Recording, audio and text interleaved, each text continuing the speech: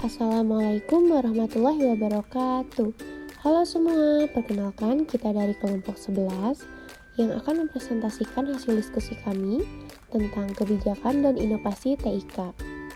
Dengan beranggotakan Siti Sarah dengan NIM 2005493, Dania Anggraini dengan NIM 2005616, Ardio Parja Putra Pratama dengan NIM 2006077, dan saya sendiri Ismi Nabil Aufa dengan NIM 2007453. Yang pertama di sini saya akan membahas tentang konsep e-learning.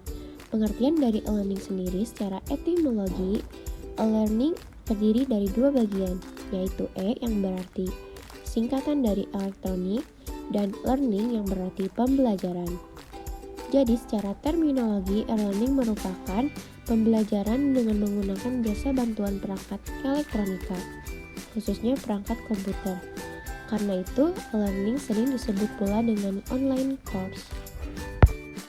Istilah e-learning atau electronic learning dan sering juga disebut dengan distance learning atau pendidikan jarak jauh. Pendidikan jarak jauh adalah sistem pendidikan yang pelaksanaannya memisahkan guru dan siswa karena faktor jarak dan waktu. Karena guru dan siswa terpisahkan, maka penyampaian bahan ajar yang disajikan pun di komputer melalui internet dan dalam bentuk media elektronik. Media elektronik yang dimaksud dapat berupa website, berbagai fasilitas seperti chatting, presentasi dan jurnal yang bisa didownload, ujian dan penilaian online, forum diskusi virtual, forum konsultasi dan tanya jawab, maupun video conference. Nah, pembelajaran e-learning ini disampaikan dengan menggunakan media elektronik yang terhubung dengan internet atau World Wide Web yang berhubungan dengan unit komputer di seluruh dunia yang terkoneksi dengan internet, dan internet atau jaringan yang bisa menghubungkan semua unit komputer dalam sebuah perusahaan. Jika kita memiliki komputer yang terkoneksi dengan internet, kita juga sudah bisa berpartisipasi dalam e-learning. Dengan cara ini, jumlah pembelajaran yang bisa ikut berpartisipasi bisa jauh lebih besar daripada cara belajar secara konvensional di ruang kelas. Nah, selanjutnya ada karakteristik e-learning. Yang pertama, memanfaatkan jasa teknologi elektronik sehingga dapat memperoleh informasi dan melakukan komunikasi dengan mudah dan cepat, baik antara pengajar dengan pembelajar atau pembelajar dengan pembelajar, atau siswa dengan siswa seperti itu. Nah, yang kedua, memanfaatkan media komputer seperti jaringan komputer atau digital media. Kita harus memanfaatkan komputer dengan baik dalam pembelajaran di sekolah atau di luar sekolah. Lalu yang ketiga, menggunakan materi pembelajaran untuk dipelajari secara mandiri atau self-learning materials. Nah, yang keempat, materi pembelajaran dapat disimpan di komputer sehingga dapat diakses oleh guru dan siswa kapan saja dan di mana saja bila yang bersangkutan memerlukannya. Yang kelima, memanfaatkan komputer untuk proses belajar dan juga untuk mengetahui hasil kemajuan belajarnya atau administrasi pendidikan serta untuk memperoleh informasi yang banyak dari berbagai sumber informasi. Selanjutnya, manfaat dari e-learning. Banyak manfaat yang dapat kita nikmati dari e-learning ini. Misalnya, dengan adanya e-learning, maka dapat mempersingkat waktu pembelajaran dan membuat biaya studi lebih ekonomis. E-learning mempermudah interaksi antara peserta didik dengan bahan atau materinya, peserta didik dengan dosen, guru, atau instrukturnya, maupun sesama peserta didik. Peserta didik dapat saling berbagi informasi dan dapat mengakses bahan-bahan belajar setiap saat dan berulang-ulang. Dengan kondisi yang demikian itu, peserta didik dapat lebih memantapkan penguasaannya terhadap materi pembelajaran. Nah, manfaat bagi guru atau dosen yang pertama, melakukan pemutakhiran bahan-bahan belajar yang menjadi tanggung jawabnya sesuai dengan tuntutan perkembangan keilmuan dan mutakhir. Yang kedua, mengembangkan diri atau melakukan penelitian guna meningkatkan wawasannya. Yang ketiga, mengontrol kegiatan belajar beserta didik. Nah, selanjutnya manfaat bagi dunia pendidikan. Yang pertama, fleksibilitas tempat dan waktu. Jika pembelajaran konvensional di kelas mengharuskan siswa untuk hadir di kelas pada jam-jam tertentu, maka e-learning memberikan fleksibilitas dalam memilih waktu dan tempat untuk mengakses pelajaran. Dengan begitu, siswa bisa belajar dengan mandiri. Yang kedua, independent learning. E-learning memberikan kesempatan bagi pembelajar untuk memegang kendali atas kesuksesan belajar masing-masing. Artinya, pembelajar diberi kebebasan untuk menentukan kapan akan memulai, kapan akan menyelesaikan, dan bagian mana dalam satu modul yang ingin dipelajarinya terlebih dahulu. Yang ketiga, biaya. Banyak biaya yang bisa dihemat dari cara pembelajaran dengan e-learning. Secara finansial, biaya yang bisa dihemat antara lain biaya transportasi ke tempat belajar dan akomodasi selama belajar, biaya administrasi pengelolaan, penyediaan sarana dan fasilitas fisik untuk belajar. Yang keempat, fleksibilitas kecepatan pembelajaran. E-learning dapat disesuaikan dengan kecepatan belajar masing-masing siswa. Apabila siswa belum mengerti dan memahami modul tertentu, maka ia dapat mengulangnya lagi sampai ia memahaminya. Yang kelima, standarisasi pengajaran.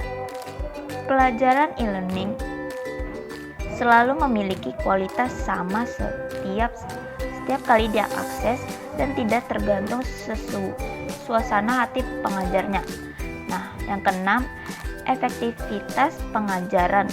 Penyampaian pelajaran e-learning dapat berupa simulasi dan kasus-kasus, menggunakan bentuk permainan dan menerapkan teknologi animasi canggih di masa sekarang. Yang ketujuh, kecepatan distribusi. E-learning dapat dengan cepat menjangkau ke seluruh penjuru. Tim desain hanya perlu mempersiapkan bahan pelajaran secepatnya dan menginstal hasilnya di server pusat e-learning. Yang ke-8, ketersediaan on demand. E-learning dapat diakses sewaktu-waktu. Yang ke-9, otomatisasi proses administrasi. E-learning menggunakan suatu learning management system atau LMS yang berfungsi sebagai platform pelajaran e-learning. Selanjutnya yaitu tentang keterbatasan e-learning. Pada satu sisi, e-learning memang menawarkan banyak keuntungan, namun praktik ini juga memiliki beberapa keterbatasan yang harus diwaspadai oleh pengelola sebelum memutuskan menggunakan e-learning. Di antara keterbatasan e-learning tersebut adalah yang pertama yaitu budaya, yang kedua yaitu investasi, dan yang ketiga yaitu teknologi, dan yang keempat infrastruktur, lalu yang kelima yaitu materi. Selanjutnya ada 3 kompetensi dasar yang harus dimiliki guru untuk menyelenggarakan model pembelajaran e-learning, yaitu kemampuan untuk membuat desain instruksional sesuai dengan kaidah-kaidah pedagogis yang dituangkan dalam rencana pembelajaran. Selanjutnya, penggunaan TIK dalam pembelajaran, yakni pemanfaatan internet sebagai sumber pembelajaran dalam rangka mendapatkan materi ajar yang up-to-date dan berkualitas, dan penguasaan materi pembelajaran yang subjek matter sesuai dengan bidang keahlian yang dimiliki. Lalu selanjutnya yaitu ada fungsi e-learning. Setidaknya ada 3 fungsi pembelajaran elektronik terhadap kegiatan pembelajaran dalam kelas, yaitu dalam Siahan pada tahun 2002. 3 fungsi tersebut yaitu suplemen atau tambahan, komplemen sebagai pelengkap, dan substitusi sebagai pengganti. Di sini yaitu suplemen tambahan, yaitu menjadikan tambahan media pembelajaran yang kreatif untuk peserta didik. Lalu yang kedua itu komplemen atau pelengkap. Jadi ketika menjelaskan kurang lengkap, dengan cara tradisional, maka dengan cara elektronik bisa menjadi pelengkap agar peserta didik lebih memahami pembelajaran. Dan yang terakhir yaitu substitusi atau pengganti.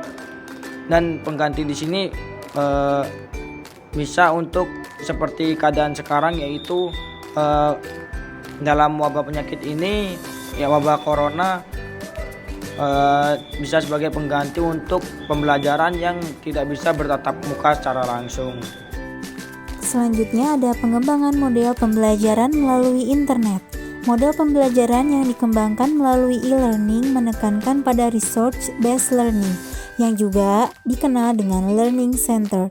Dengan model ini, peserta didik mampu mendapatkan bahan ajar dari tempatnya masing-masing melalui personal komputer atau PC di rumahnya masing-masing. Komponen penting dalam membangun budaya belajar dengan menggunakan model e-learning di sekolah. Yang pertama, siswa dituntut secara mandiri dalam belajar dengan berbagai pendekatan yang sesuai agar siswa mampu mengarahkan, memotivasi, mengatur dirinya sendiri dalam pembelajaran. Yang kedua, guru mampu mengembangkan pengetahuan dan keterampilan, memfasilitasi dalam pembelajaran, memahami belajar, dan hal-hal yang dibutuhkan dalam pembelajaran. Yang ketiga, tersedianya infrastruktur yang memadai. Yang keempat, adanya administrator yang kreatif serta penyiapan infrastruktur dalam memfasilitasi pembelajaran. Contoh kebijakan dan inovasi TIK pada sekolah dasar.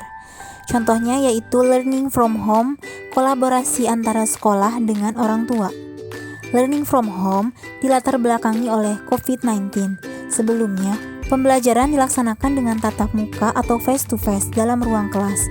Namun, ketika wabah ini menyerang, pembelajaran tatap muka yang tadinya sudah menjadi tradisi atau budaya masyarakat Indonesia berubah menjadi pembelajaran online atau daring dengan menggunakan teknologi.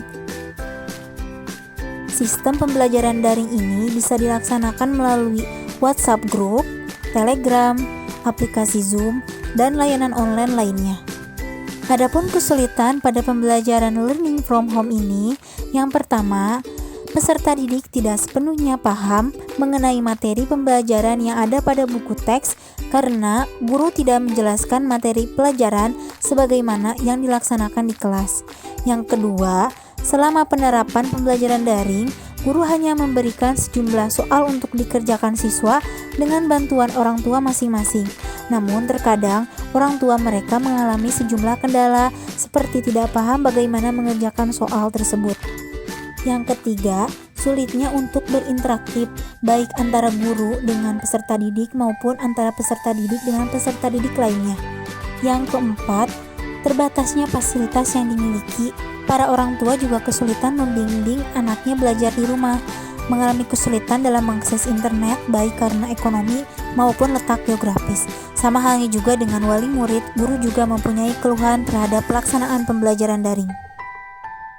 Pembelajaran daring di masa pandemi COVID dilaksanakan sebagai bentuk respon terhadap kebijakan physical distancing. Dalam hal ini, guru, orang tua, dan pemerintah diharapkan saling bekerja sama agar pendidikan di Indonesia tetap terlaksana meskipun di tengah wabah penyakit yang melanda. Orang tua mempunyai peranan yang sangat penting dan mempunyai pengaruh yang besar terhadap berhasil atau tidaknya pembelajaran. Orang tua dapat dikatakan sebagai kunci keberhasilan dalam pelaksanaan learning from home. Adapun inovasi yang bisa diterapkan oleh orang tua selama learning from home ialah dengan meningkatkan aspek sikap dan keterampilan siswa. Dalam aspek keterampilan, misalnya orang tua bisa mengajak anak-anaknya untuk mengerjakan kegiatan edukatif seperti memasak, berkebun, belajar sambil bermain, dan lain sebagainya. Sedangkan untuk aspek sikap, orang tua dapat mengajarkan anak-anaknya tentang nilai-nilai religius secara bertahap mulai dari hal yang paling sederhana seperti sholat, saling berbagi, tidak mengganggu orang lain, dan lain sebagainya. Itulah pemaparan materi mengenai kebijakan dan inovasi teknologi informasi komunikasi yang dapat kelompok kami jelaskan. Sekian, kurang lebihnya mohon maaf. Wassalamualaikum warahmatullahi wabarakatuh.